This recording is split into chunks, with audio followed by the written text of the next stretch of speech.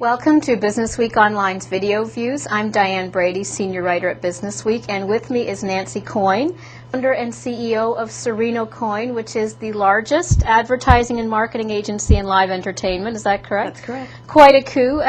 Thank you for coming. And I wanted to start by we're going to talk about Broadway and the opportunities there. Let's just start with the fact that Broadway seems like a very limited venue to a lot of national advertisers. Is that true? It probably feels local, but it actually isn't. First of all, in New York, on Broadway itself, 65% of most audiences are from out of town. They're from across the country, as well as from overseas. But once a show is established on Broadway, it invariably goes out on a national tour. And once the national tour is out, it expands to Canada and across the seas. So many of our shows are global, in fact. Mamma Mia, for instance, if you were associated with Mamma Mia, tonight in 17 different cities across the world, Mamma Mia is going on. Anybody associated with that show would be associated with 17 different companies of it. Now, there's been a lot of attention lately to product placement. Is that the way to go in terms of getting your name out there in theater? I don't think product placement is really the name of the game. I think audiences are just getting increasingly wary and leery of that. And besides that, it is an art form, and I don't think that you insert the commerce into the art, per se. I do think association, affiliation, sponsorship is the way for Madison Avenue to look at the street that is Broadway. What we provide, what Broadway provides every night, and by Broadway I mean theater across the country, every night we provide an experience that audiences say has actually changed their lives. It's transformative. Everyone leaves the theater a little bit happier, a little bit different, altered for the better.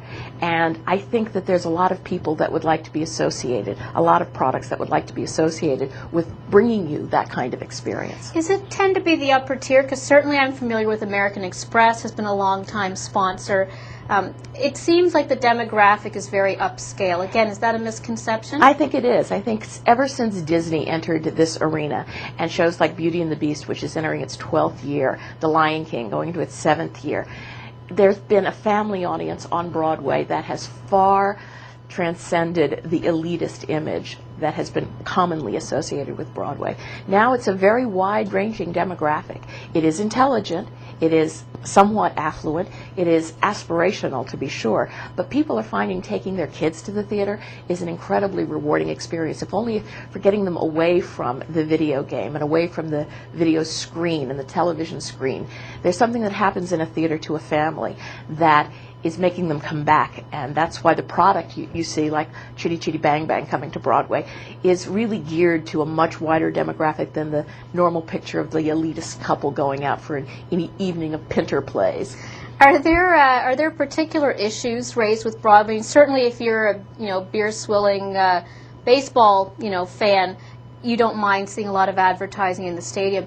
But are there particular issues when people go to the theater? Are they a little more skittish about having advertising in their face? I don't think they want advertising, again, inserted into the show. So it's all sponsorship of shows?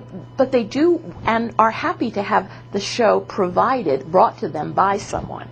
Anyone who is associated with bringing, let's say, Hairspray to Des Moines is a good corporate citizen. The fact of advertising the way it used to be in the 50s on television, where we are the men from Mexico, we work from men from Texaco, we work from Maine to Mexico. You watched that commercial, you enjoyed it because they were bringing you Milton Berle, and you had a certain sense of gratitude, and I think that's the opportunity that we afford Madison Avenue, is the ability to provide theater to people. What are some of the other ways in which people can get involved? Is it solely sponsoring a show or naming a theater after the company? We're in the business of designing programs. For instance, we have a custom publication called Season of Savings, which every January sends out various coupons for various shows and parking discounts. People who want to advertise in that and help provide this booklet to New Yorkers. When the tourism is down in January and February, we need New Yorkers to come to the theater, and that's one of the publications we're working on. We're looking at the Hispanic audience and bringing them to Broadway. We have a show coming in called Mambo Kings, and we want to invite the Hispanic audience to Broadway. They've never, ever been invited, and we were waiting for the right show to come along, and we think we have it now.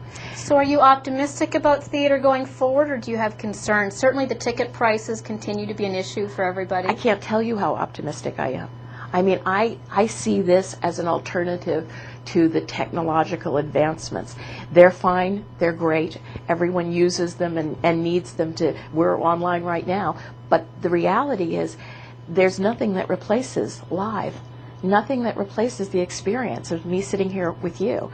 I mean, it is something that only happens in a theater. And as the world becomes more technologically sophisticated, the reality experience that is theater becomes increasingly valuable. I mean, it's handcrafted in a world where everything isn't. The original reality show. Exactly. Well put. Well, we've been speaking with Nancy Coyne, who is founder and CEO of Serino Coyne, about opportunities on Broadway. I'm Diane Brady of Business Week, and you've been watching Video Views. Thank you.